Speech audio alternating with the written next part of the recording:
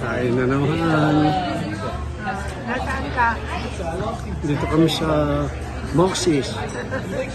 Kumain na tayo nun dito. No, it's because for Filipinos, you have to have everything circled. Oh, really? You gotta have everything circled. Wear something that has circles on it. Yun yung birthday. Bad luck for the rest of your life. Ano? Ikawan kaya? Sure. No problem. Basta sapo? Basta po. Okay. Tomorrow, for New Year, you have to wear a circle.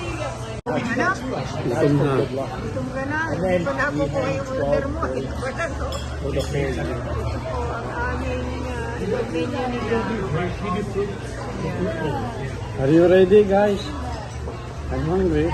Yeah, we do 12 rounds for each person. Good luck for each one. As long as it's around.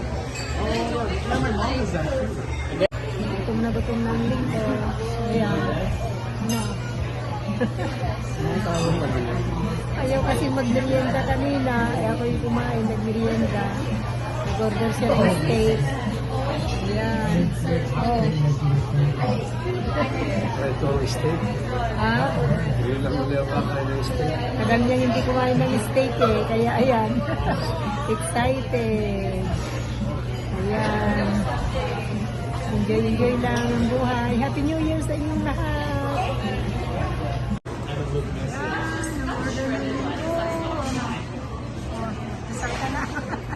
Hoy, ayan na. Sarap. Kain na tayo.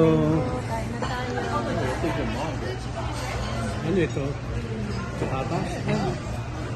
Parang Tell your mom you didn't get some meat. yun ang mga order nila. Ha? Sarap.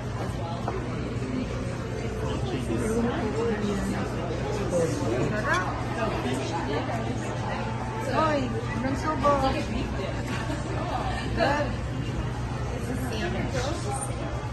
Get up for that. Kain po tayo. Yan ang lingko. Ay, gutom na. Kain po tayo, guys. Let's eat. Samahan nyo kami sa birthday ng apo ko. Good. Good. Yan, nakuha na yun na ulit. Nabigay na lahat ang order. We went there. Good. Kain po tayo. Definitely smaller than this. Don't they live upstairs?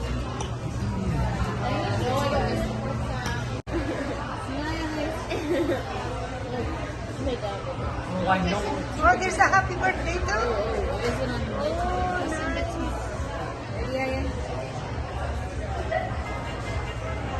Wait, turn it down. Wait, no yet. Wait till we finish the dessert. Are we not singing? No? At home? Okay. Yeah, meron daw siyang cake at home. Gusto mo pa ba pumunta doon? Oo daw, sabi ni Jennifer.